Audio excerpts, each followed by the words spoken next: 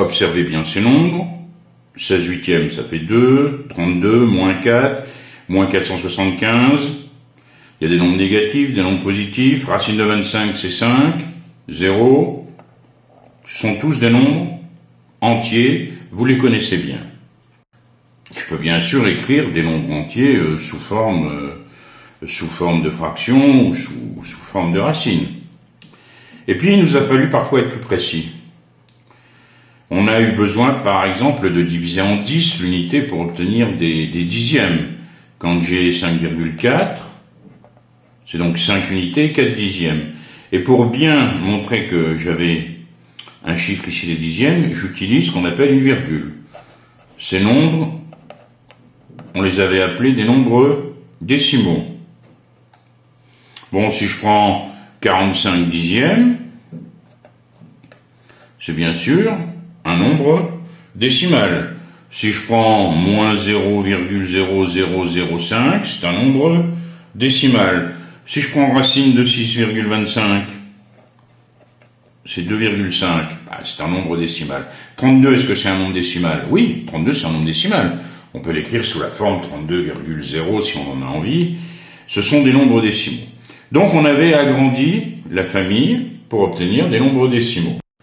Puis on s'est aperçu en faisant des divisions, par exemple, qu'il existait des nombres qu'on ne parvenait pas à ranger dans les nombres décimaux. On avait des nombres qui avaient une suite de chiffres qui ne finissaient jamais. Celui-ci, par exemple, celui-ci. Mais vous remarquerez qu'il y avait des différences. Par exemple, ici, vous avez un groupe de chiffres qui se reproduit sans arrêt. Eh bien, tous les nombres qu'on parvenait à écrire sous forme de fractions, vous vous souvenez, l'an dernier, on les avait appelés des nombres rationnels. Celui-ci, qui n'a pas de groupe de chiffres qui se reproduisent, on ne pourra jamais l'écrire sous forme de fraction. Celui-là, oui. Je vais vous le montrer tout de suite. Regardez bien. Rassurez-vous, c'est une méthode que vous n'aurez pas besoin de retenir, mais je pense que ça peut être utile que vous la connaissiez. On a ici le nombre dont je parlais tout à l'heure, avec cette série de chiffres qui se reproduit sans arrêt. Je vais l'écrire sous la forme 1,2, c'est-à-dire que je m'arrête juste avant que la série de chiffres commence, plus 0,013, 13, etc. On va appeler x ce terme. Alors maintenant, je multiplie x par 100, puisque ce sont toujours des séries ici qui sont à deux chiffres pour ce nombre. J'ai donc 100x, qui est égal à quoi? À 1,3, 13, 13, etc. Alors voilà l'astuce. Quand je vais faire 100x moins x, 100x moins x, 1,3, 13, 13, 13, moins 0,0, 13, 13, 13, qu'est-ce qui va se passer? Ça va me donner 1,3. Regardez ici. 1,3, 13, 13, 13, 13, moins 0,013, 13, 3 moins 3, 0, 1 moins, etc. On trouve 1,3. Autrement dit, 99x est égal à 1,3. Donc, x égale 1,3 sur 99, que je peux aussi écrire 13 sur 990. Donc si je reprends le nombre de départ, c'est bien 1,2, c'est-à-dire 12 dixièmes, plus 13 sur 990. On va tout mettre sur le même dénominateur, ça me fait 12 fois 99, plus 13, sur 990. Cela me donne 1201 sur 990. Vous voyez, cette méthode ici, elle me permet d'écrire un nombre avec une série de chiffres qui se reproduit, un nombre avec une série de chiffres infinie après la virgule, sous la forme d'une fraction. Donc, ce nombre est un nombre rationnel. Et si je prends le nombre pi, par exemple, prenons le nombre pi, alors on a ici donc 3,1415, etc. Apparemment, ce nombre-là, il n'y a pas une série de chiffres qui se reproduit. Mais il faut être très prudent parce que on a certains nombres où on peut avoir une série de 140 chiffres, de 150 chiffres qui se reproduisent. Donc, pour être certain que vous avez affaire à un nombre rationnel ou bien à un nombre qui est irrationnel, un nombre que vous ne pourrez pas mettre sous forme de fraction parce qu'il y a une série de chiffres qui ne se reproduit pas. Vous avez le moyen avec votre calculette, si vous regardez, si vous tapez par exemple 12,37, vous pouvez l'écrire sous forme de fraction. Vous appuyez sur la touche Math ici, fraction, entrée, il vous a exprimé 12,37 sous forme de fraction. Bon, si vous reprenez pi, ici, que vous lui demandez le même travail, eh bien, la machine ne peut pas le faire. Vous êtes certain à ce moment-là que le nombre que vous avez est un nombre irrationnel. Il n'est pas rationnel, on ne peut pas l'écrire sous forme de fraction. Il en va de même pour racine de 2, par exemple. Racine de 2. Apparemment, on a bien une série de chiffres qui ne se reproduit pas. Vérifions-le. Si vous lui demandez à la machine de vous l'écrire sous forme de fraction, elle en est bien incapable. À part quand ce sont des racines de carré parfait, comme racine de 6,25, comme racine de 25, comme racine de 36, eh bien, toutes les racines, ce seront des nombres irrationnels. Tous les nombres que je peux donc écrire sous forme de fraction sont des nombres rationnels. C'était la famille la plus grande qu'on avait trouvée l'an dernier. On avait laissé de côté, vous vous souvenez, les nombres irrationnels. Racine de 2, racine de 131, pi, ce sont des nombres irrationnels. Eh bien, nous allons encore, cette année, agrandir la famille, et cette famille, ce sera la famille des nombres réels. Avant d'aller plus loin, il va de soi que, un rappel, si je prends des nombres entiers comme 32, ce sont des nombres rationnels, je peux les écrire sous forme de fraction, 320 sur 10, ou bien même 32 sur 1. Bon, il va de soi également que parmi les nombres rationnels ou irrationnels, je peux très bien avoir des nombres négatifs. Et puis, cette grande famille des nombres réels qui regroupe toutes les familles que nous avons vues jusqu'à présent. Et on donne un nom à cet ensemble de tous les nombres réels, c'est la lettre R avec une double barre.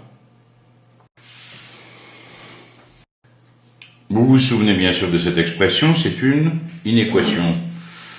Nous avons appris à résoudre les inéquations. Moins 3x inférieur à, attention, 5 moins 2, 3. Donc x, attention, moins 3 qui est multiplié ici va être divisé là, mais c'est un nombre négatif. Donc je change le sens de l'inégalité. Ça me donne donc x supérieur à moins 1. Et l'an dernier, on s'était dit que pour représenter toutes les solutions de cette inéquation, c'était aussi simple de faire une droite graduée, de placer moins 1, et ici de assurer, par exemple, toutes les valeurs qui convenaient. Les valeurs qui conviennent sont bien sûr ici celles-ci. Et on s'était dit, attention, il y a quand même une difficulté, c'est moins 1, est-ce que je le prends ou pas? Je le prends pas, parce que l'inégalité, elle est au sens strict. Et on avait introduit ce crochet, vous vous rappelez, ce crochet. Quand je mets le crochet ici dans le sens contraire, ça veut dire que je ne prends pas cette valeur. Je ne prends pas la valeur moins 1, je la refuse. On a ici une droite graduée, l'ensemble de toutes les abscisses des points qui constituent cette droite, c'est bien sûr l'ensemble des réels. Quand nous travaillons en règle générale maintenant en seconde, on travaille dans l'ensemble des nombres réels. Si je hachure ici cette partie de la droite, entre moins 3,5 et 4, je suis en train d'hachurer tous les points qui ont une abscisse comprise entre moins 3,5 et 4. X, l'ensemble des abscisses, est compris entre moins 3,5 et 4. Tous les nombres, toutes les abscisses, comprises entre moins 3,5 et 4, constituent ce qu'on appelle un intervalle. Alors quand j'écris un intervalle, j'écris moins 3,5, 4, et là attention, vous vous souvenez des crochets, est-ce que j'accepte ou est-ce que j'accepte pas les valeurs 4 et moins 3,5? Ici, j'ai à chaque fois une inégalité au sens strict. Je repousse 4, je repousse moins 3,5. On pourrait écrire que tous les x appartiennent. Ce signe ici, c'est le signe appartient. X appartient à moins 3,5, 4. Et si maintenant je considère les nombres compris entre moins 3,5 et 4, et que j'accepte ici 4, eh bien, quand je vais écrire mon intervalle, je repousse moins 3,5, je prends 4 avec moi. X appartient.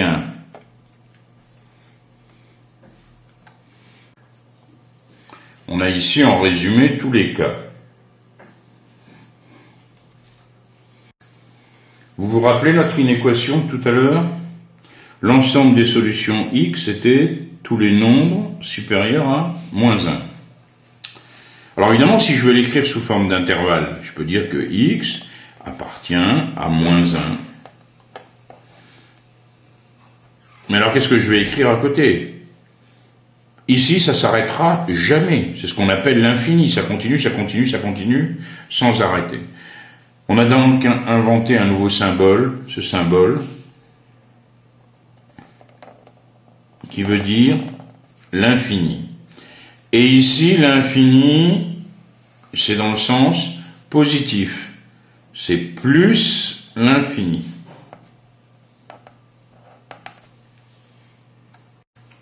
Ça n'aurait aucun sens de fermer ici la barre en disant qu'on accepte l'infini. Ça ne veut rien dire. Donc on met le crochet dans ce sens. Et si on veut parler maintenant de tous les nombres x inférieurs ou égal à moins 3, je vais l'exprimer comment? Sous forme d'intervalle. Ici, ça n'arrête jamais, c'est moins l'infini. On va dans le sens négatif. Donc l'intervalle, ça va être moins l'infini moins 3, en acceptant bien sûr moins 3. X appartient à moins l'infini moins 3. Et si je considère maintenant toute la droite graduée, l'ensemble de toutes les abscisses des points de cette droite, c'est bien sûr R, c'est-à-dire l'ensemble des nombres réels. Est-ce que je peux l'écrire sous forme d'intervalle? Ben oui, moins l'infini plus l'infini. L'ensemble des réels R, c'est l'intervalle moins l'infini plus l'infini. On pourrait utiliser les intervalles pour exprimer ici l'ensemble de toutes les abscisses des points passés en rouge. On a ici cette partie de la droite en rouge et cette partie. Donc le premier intervalle, c'est quoi? L'intervalle moins 3,2, point virgule, moins 1. Bon. Comme je veux parler de ces deux intervalles, je les réunis. Et j'ai un symbole qui s'appelle union. Donc ici, tous les nombres x qui correspondent à des abscisses de points coloriés en rouge sont tels que x appartient à la réunion ici des deux intervalles. Moins 3,2 moins 1, union 4, 5. Vous vous rappelez que l'an dernier, nous avons parlé de fonction. Finalement, qu'est-ce que c'est qu'une fonction? C'est rien d'autre qu'une machine. Une machine à l'entrée de laquelle vous mettez un nombre, et la machine à la sortie va vous donner un autre nombre. On va appeler ici cette fonction f, par exemple. On a ici 3, à la sortie, la machine nous donne 5. On dit que l'image de 3 par la fonction f, on l'écrit ainsi, c'est 5. 5 est l'image de 3 par la fonction f. Et 3, c'est l'antécédent de 5. C'est le nombre qu'il a fallu mettre pour obtenir 5. On a perfectionné notre machine. On a donc une fonction g ici. Quand je mets un nombre x, la machine, elle me sort le nombre x au carré plus 1. Par exemple, l'image de 5, ce sera 5 au carré plus 1. 25 plus 1, ça fait quoi? 26. Évidemment qu'on ne va pas dessiner à chaque fois une machine. Donc quand on veut écrire ou exprimer une fonction, on écrit sa formule littérale. G, qui a x, fait correspondre x au carré plus 1.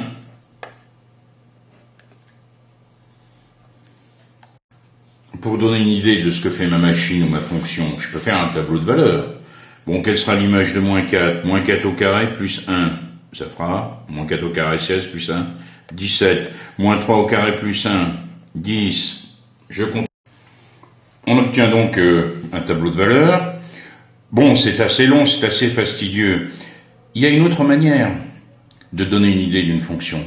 C'est de faire ce qu'on appelle sa représentation graphique. Pour faire la représentation graphique, il me faut un repère. Bon, le repère qu'on choisit en général, c'est un repère avec deux droites ici, deux axes perpendiculaires. On appelle cela un repère orthogonal. Si en plus on gradue les deux droites en prenant la même unité de longueur, à ce moment-là, ce repère, on dit qu'il est ortho pas orthogonal, orthonormé. On a donc ici l'axe des abscisses, c'est x, et l'axe des y, l'axe des ordonnées. Alors, le principe, il est assez simple. Ici, l'axe des x, c'est l'entrée de la machine. Ce sont tous les antécédents dont je cherche l'image. Et l'image à la sortie, elle sera indiquée par l'axe des ordonnées. Donc par exemple, si je prends l'image de moins 4 il est ici, je suis à l'entrée de la machine. Je vais jusqu'où? Jusqu'à 17, parce que l'image de moins 4, c'est 17. Et je place le point correspondant. Le voici. Si je prends moins 3, son image c'est quoi? C'est 10. Donc moins 3, 10. On continue. Moins 2, il est ici. Moins 2, 5. Moins 1, je suis ici, 2. 0, quelle est son image? 1. L'image de 1, c'est 2. Et je continue. Et là, on s'aperçoit de quelque chose d'assez extraordinaire. C'est que, suivant la machine que vous avez, vous reconnaissez des formes particulières. Cette forme, on va l'étudier aussi cette année, c'est, vous voyez, c'est une espèce de bol. Ça s'appelle une parabole. Alors, regardez bien.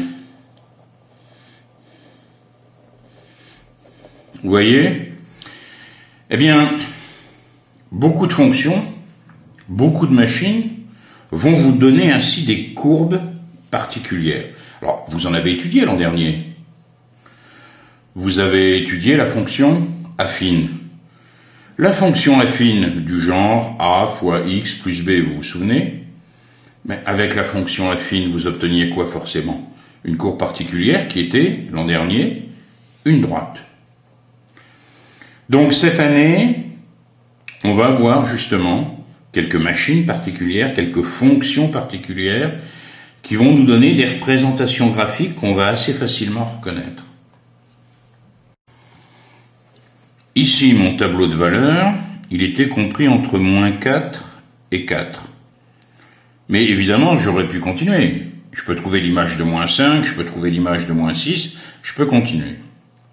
En fait, je me suis limité, à l'entrée de la machine, à tous les nombres compris entre ces deux valeurs. C'est ce qu'on appelle le domaine de définition. Quel était mon domaine de définition ici de la fonction g? C'est moins 4, j'ai accepté la valeur moins 4, 4. Donc quand j'ai fait la représentation graphique, elle était faite entre moins 4 et 4. C'est ce qu'on appelle le domaine de définition. En général, ce domaine de définition, on l'appellera grand D. Donc le domaine de définition, fort logiquement, c'est l'ensemble de tous les nombres que vous pouvez mettre à l'entrée de votre machine. C'est ça le domaine de définition. Si vous vous limitez à des nombres compris entre moins 10 et 10, votre domaine de définition, ce sera l'intervalle moins 10, 10. La courbe que nous avons obtenue, on peut lui donner un nom, on peut l'appeler par exemple CG, pour savoir qu'elle correspond à la fonction G. Bien, on dit que l'équation de la courbe CG, c'est y égale g de x, c'est-à-dire x carré plus 1. De la même façon que l'an dernier, nous parlions de l'équation d'une droite. La droite étant rien d'autre que la courbe correspondant à la représentation graphique d'une fonction affine. Donc l'équation de la courbe CG, c'est y égale x carré plus 1. Voilà la représentation graphique d'une fonction G. Quel va être le travail du mathématicien? Ça va être d'étudier cette fonction. Bon, par rapport à ce qu'on connaît déjà, qu'est-ce qu'on peut dire du domaine de définition de cette fonction G? Je m'aperçois que tous les nombres qui ont été mis à l'entrée de la machine, tous les antécédents, sont compris entre moins 6 et 9. Le domaine de définition de la fonction g, c'est l'intervalle moins 6, 9, en acceptant d'ailleurs les deux valeurs moins 6 et 9.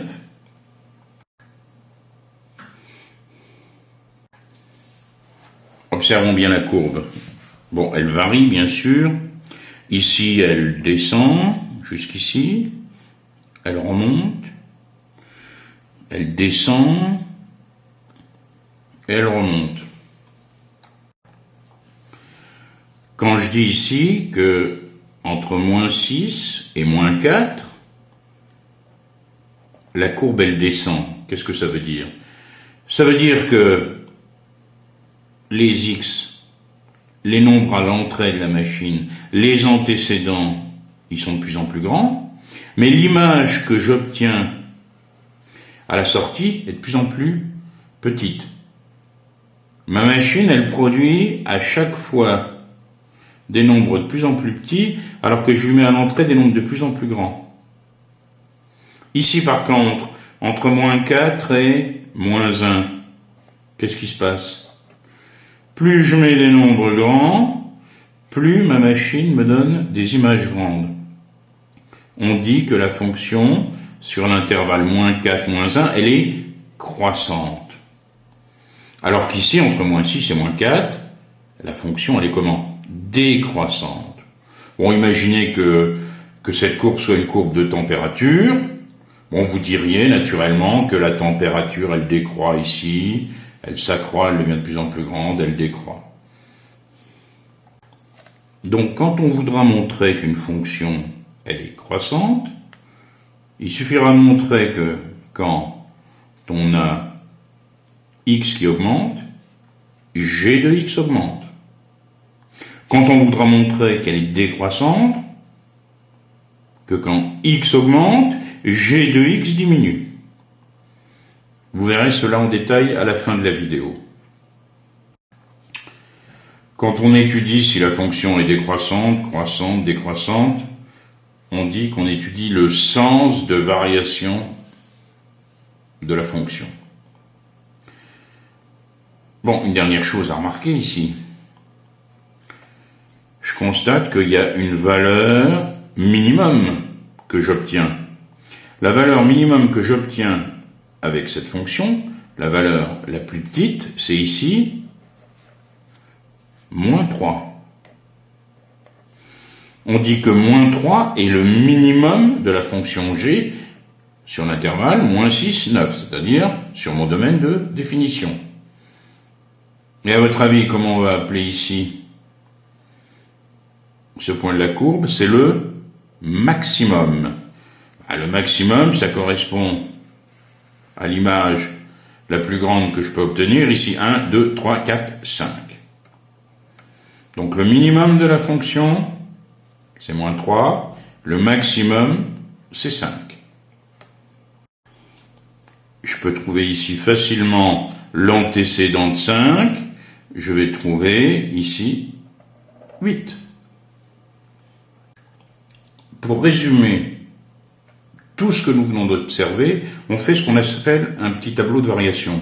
Regardez bien, j'ai x, j'ai g de x. X, il varie entre moins 6 ici et 9. Alors, quels sont les x importants à noter? Ici, on avait une fonction décroissante, elle devient ensuite, après moins 4, croissante. Donc, j'ai moins 4 à placer. Qu'est-ce que j'ai ensuite? Ça va changer à moins 1.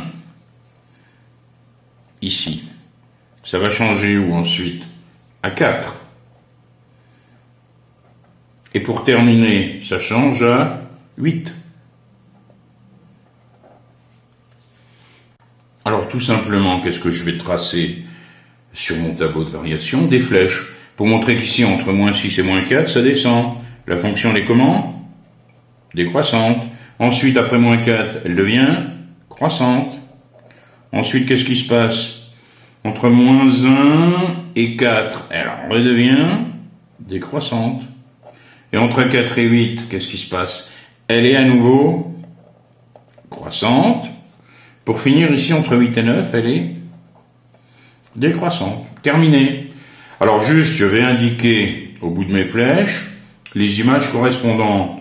Moins 6 a pour image 4. Je le mets ici.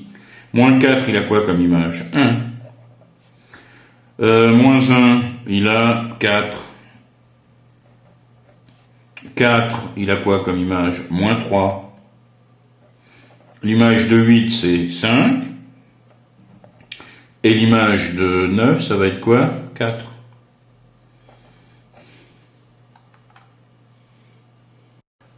Votre tableau de variation, il résume tout ce que vous avez observé. Décroissante, croissante. Donc il me renseigne aussi tout de suite sur le minimum. Le minimum de la fonction g, c'est moins 3. Le maximum, c'est 5.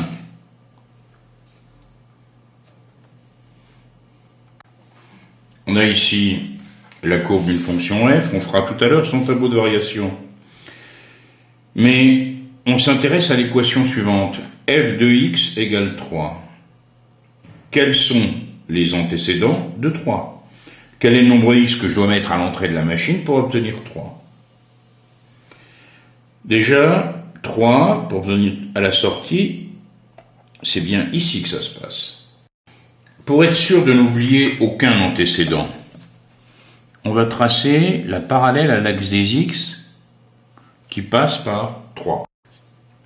Et on n'a plus qu'à repérer les points d'intersection entre cette parallèle et la courbe. Ici, j'ai forcément un antécédent de 3 par la fonction f. Moins 1, moins 2, moins 3, moins 4, moins 5.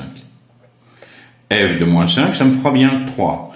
Ici, 1 est un antécédent de 3. Et ici, 2, 3, 4, 5, 6 est un antécédent de 3. Donc vous voyez, quand vous voulez résoudre une équation du type f de x égale 3, ou f de x égale n'importe quel nombre, vous tracez la parallèle à l'axe des x et vous repérez les points d'intersection avec la courbe. On veut résoudre une équation g de x supérieur strictement à moins 2. Quels sont tous les x possibles tels que l'image de x soit plus grande strictement que moins 2. Comme tout à l'heure, je vais faire la droite parallèle à l'axe des x, passant ici par ce point d'abscisse moins 2 sur l'axe OY. Tous les points qui ont une ordonnée supérieure à moins 2 se trouvent au-dessus de la droite en pointillé que j'ai tracée. Bien, il me suffit alors de regarder dans quelle partie on a une courbe qui est au-dessus de cette droite. De moins 6 à 2, je vais avoir la courbe qui est au-dessus. Quand x est compris moins 6 et 2, j'ai bien l'image qui est supérieure à moins 2. Ensuite, qu'est-ce qui se passe? Entre 2 et 5, l'image inférieure à moins 2 deviendra supérieure ici. Donc, les solutions d'une équation, ce sont tous les x entre moins 6 et 2, mais attention, est-ce que j'accepte ou pas la valeur 2? Non, je l'accepte pas, puisque j'ai ici une inégalité au sens strict. G de x doit être strictement supérieur à moins 2. Et ici, de la même façon, je n'accepterai pas 5. L'ensemble des solutions d'une équation est donc S égale, attention, on va l'écrire sous forme de réunion d'intervalles. Il y a un premier intervalle entre moins 6 et 2. Attention, inégalité ici au sens large du côté de moins 6 et au sens strict du côté de 2. Union 5, 7.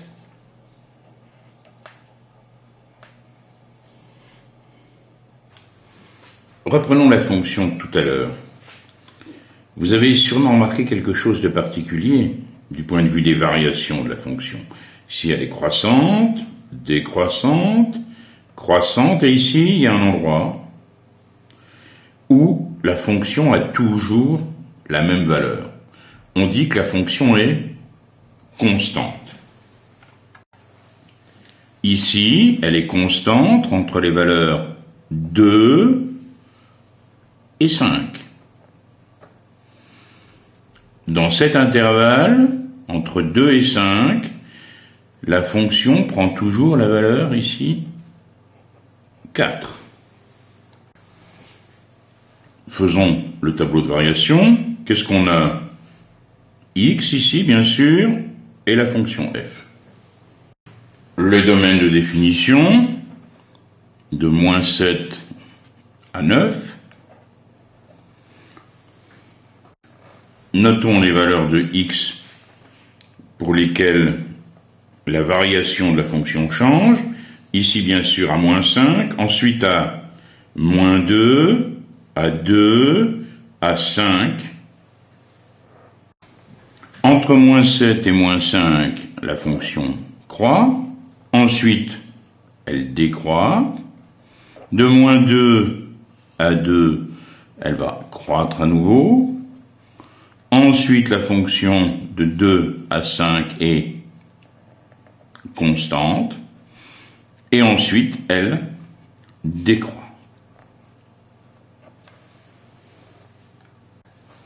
L'image ici de moins 7 est 1. Ensuite, ça va croître jusqu'à 3. Ensuite, ça décroît ici jusqu'à moins 1. Ensuite, bien sûr, ici, on va aller jusqu'à 4. Ça va rester constant à 4. Et ensuite, descendre à 1.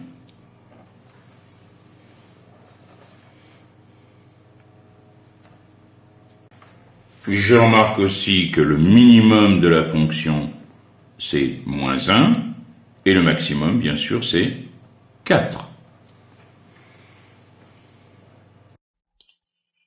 Généralité sur les fonctions. Avant de parler directement des fonctions, on va s'intéresser à l'ensemble R et à la notion d'intervalle.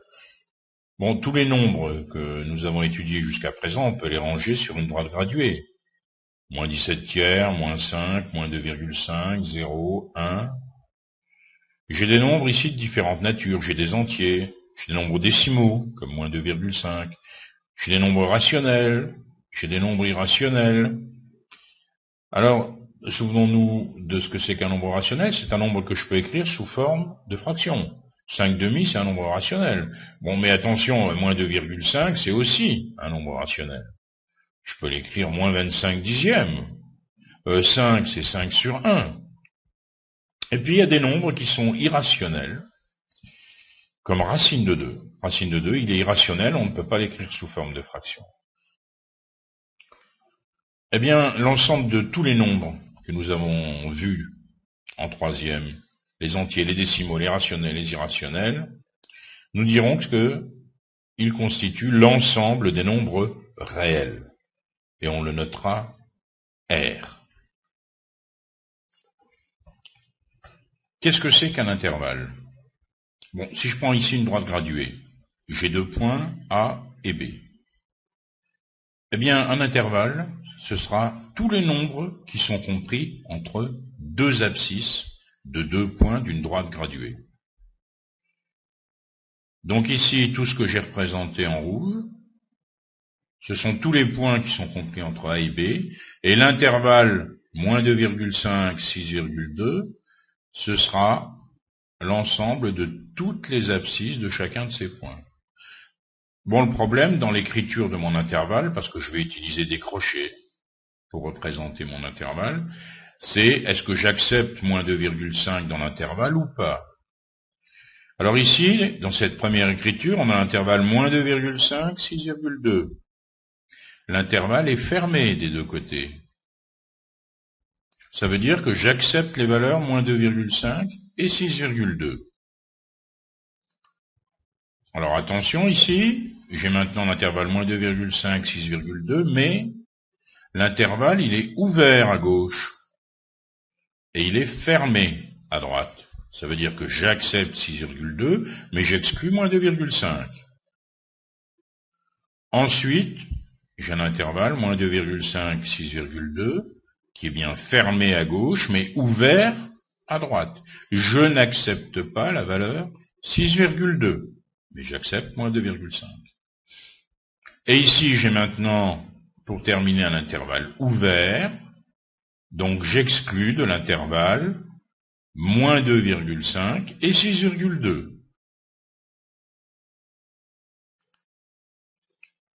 On peut aussi écrire R sous la forme d'un intervalle. Dans ce cas-là, on utilise un symbole. Ici, vous voyez ce 8 renversé, c'est l'infini. Alors, pour avoir l'ensemble de tous les réels, on va l'écrire sous la forme de l'intervalle moins l'infini plus l'infini. Évidemment, cet intervalle est ouvert, puisqu'en aucun cas, moins l'infini n'étant pas un nombre, je peux fermer ici le crochet. Donc l'intervalle moins l'infini plus l'infini, c'est équivalent à l'ensemble de tous les nombres réels. Si je prends maintenant l'intervalle moins l'infini b, il va être constitué de tous les nombres réels x plus petits que b. Attention, on voit ici que du côté de b, l'intervalle est ouvert, donc on ne prend pas la valeur b. Donc l'ensemble des réels x, c'est l'ensemble des réels x, strictement inférieur à b. Quand je veux le représenter sur la droite graduée, qu'est-ce que je vais colorier? tous les points dont l'abscisse est strictement inférieure à B, et pour bien montrer que je n'accepte pas la valeur B, je mets ici ce crochet dans ce sens. Je repousse la valeur B, je l'accepte pas. On a ensuite l'intervalle AB, l'intervalle fermé. Donc c'est l'ensemble de tous les nombres réels X, compris entre A et B. Attention, l'intervalle était fermé, j'accepte la valeur A, j'accepte la valeur B. Donc quand je vais le représenter sur la droite graduée, je représente en rouge évidemment tous les points dans l'abscisse, y comprise entre A et B, et je mets les crochets dans ce sens, en position fermée, pour montrer que j'accepte les valeurs A et B. Par contre, ici, j'ai l'intervalle ouvert à B, X est compris entre A et B, mais attention, je repousse les valeurs A et B. Je les exclus de mon intervalle. Enfin, on a ici un intervalle semi-ouvert, l'intervalle A, B, il est fermé du côté de A, donc j'accepte la valeur A, mais je vais refuser la valeur B. Donc sur ma droite graduée, qu'est-ce que j'obtiens évidemment? En rouge, tous les points dans l'abscisse est comprise entre A et B, en acceptant A et en repoussant B.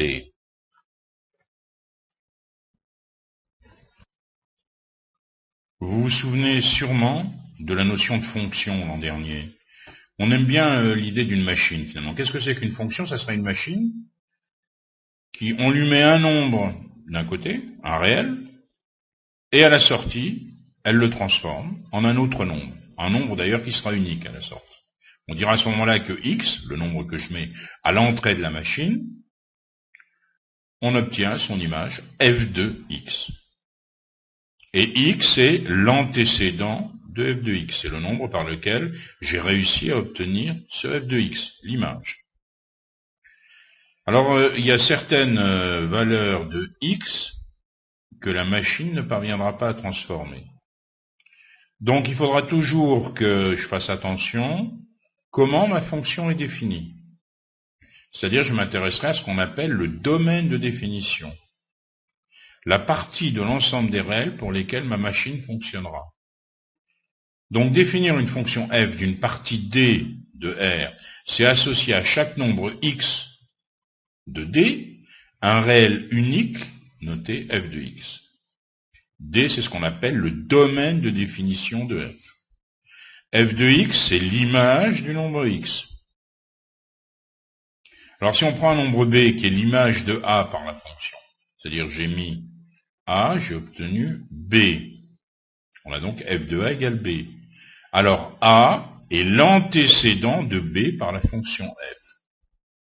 Alors, comment est-ce qu'on peut noter la fonction f? On la note f de point qui a x associe f de x. Et on l'écrit de cette manière. Si j'ai une fonction f et d son ensemble de définition, qu'est-ce qu'on appellera la représentation graphique C de la fonction f? C'est l'ensemble de tous les points de coordonnées x, f de x, où x est un nombre appartenant au domaine de définition. Et on dira à ce moment-là que la courbe C, elle a pour équation y égale f de x. Voici un exemple de courbe représentative d'une fonction f. Bon, on voit tout de suite que ma fonction, elle est définie sur un intervalle qui va de moins 6 à 5. C'est le domaine de définition de la fonction. Bon, ici, si je prends par exemple ce nombre x, je vais obtenir l'image de ce nombre x en utilisant là la courbe. Donc finalement, la courbe, qu'est-ce que c'est? C'est le point que j'obtiens de coordonnées à chaque fois x, f de x. Par exemple, ici, 5 a pour image moins 2. Moins 6 a pour image 1.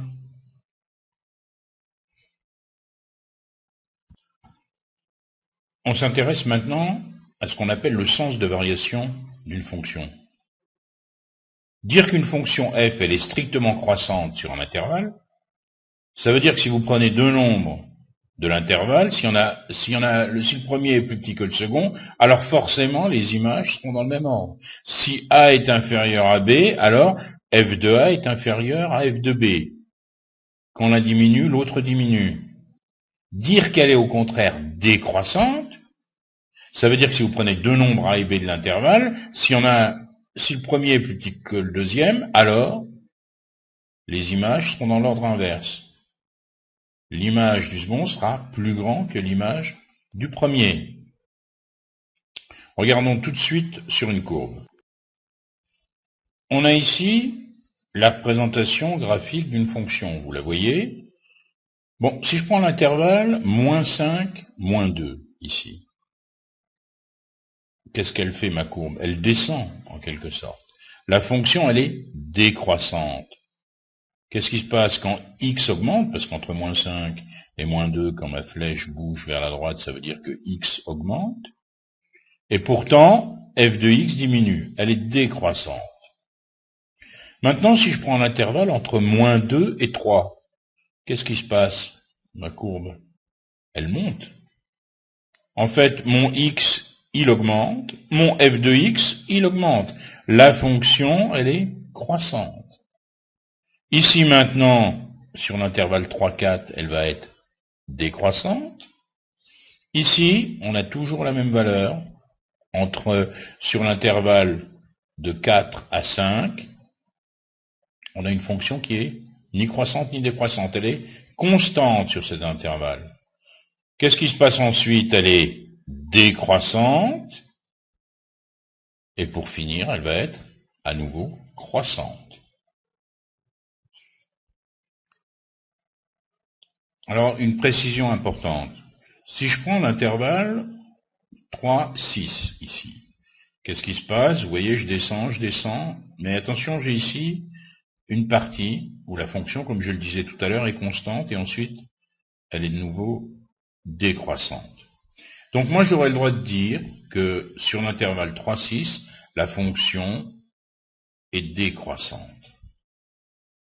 Mais est-ce qu'elle est strictement décroissante? Non, parce qu'il y a ce passage ici. Elle n'est pas strictement décroissante. Par contre, si je prends l'intervalle moins 2, 3, j'ai ici une fonction qui va être strictement croissante.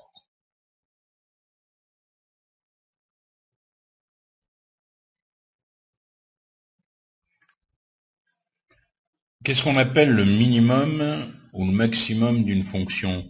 Bon, si je prends cette fonction ici, regardez bien la courbe, on voit bien qu'elle atteint son maximum ici, au point B. Ben, le maximum de cette fonction, c'est 6. C'est la valeur maximale qu'elle va atteindre. Elle correspond, l'antécédent de 6, c'est 3.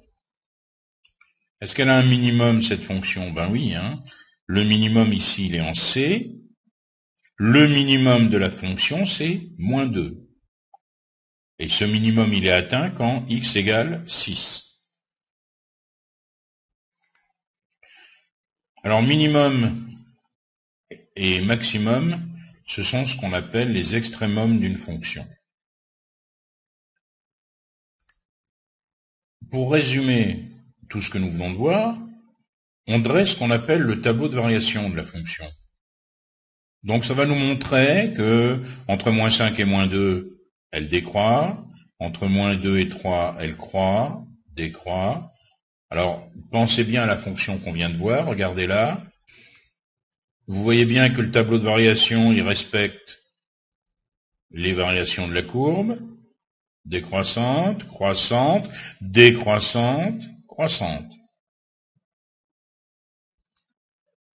On indique à chaque fois les bornes des intervalles. Donc ici, on a une première rangée, donc ce seront les x. Ici, f de x, donc moins 5, moins 2, toutes les bornes des intervalles intéressants. De moins 5 à moins 2, la courbe passe de la valeur 4 à la valeur 2. Elle décroît de moins 2 à 3. Pour x variant entre moins 2 et 3, on a les valeurs de f de x qui vont de 2 à 6, etc. Alors évidemment, on peut repérer tout de suite le minimum. Le minimum, ici, il est atteint en moins 2. Et puis le maximum, bien sûr, ici, en 6.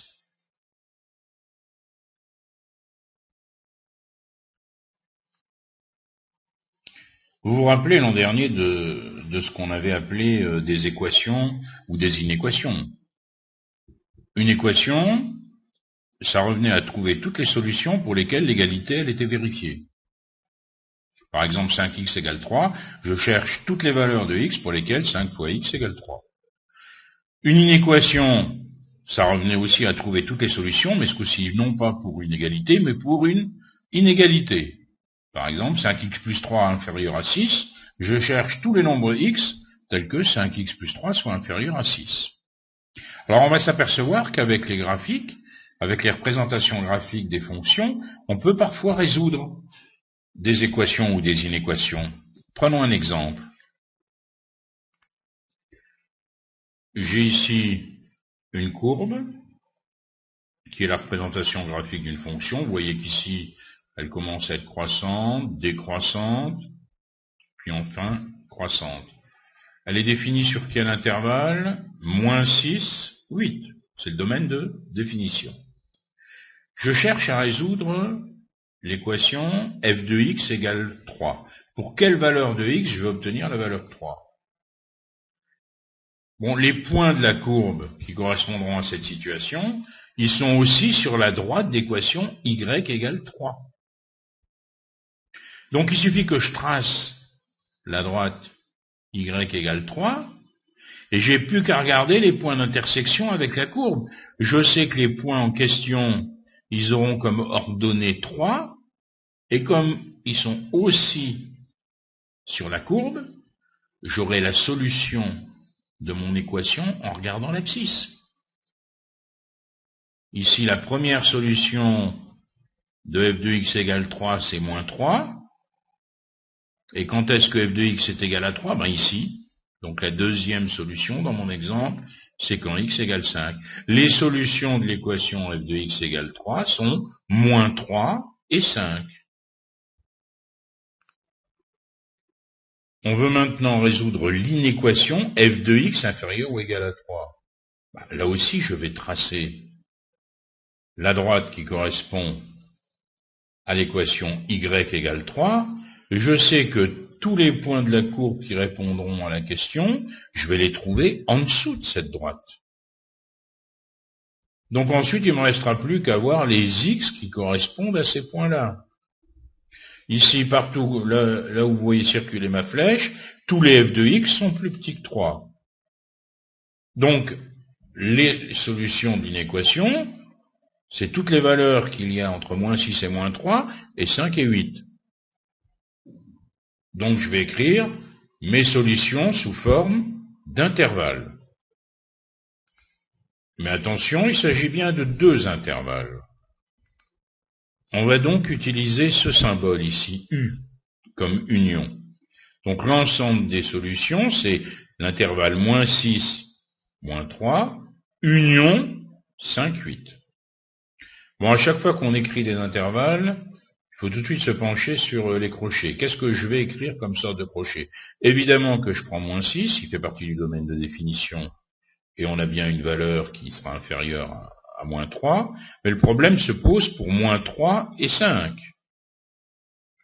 Parce que l'image de moins 3, c'est 3, l'image de 5, c'est 3. Est-ce que je le prends ou pas? Ben oui, je le prends, parce que dans l'inéquation, elle était au sens large ici. F de x est inférieur ou égal à 3.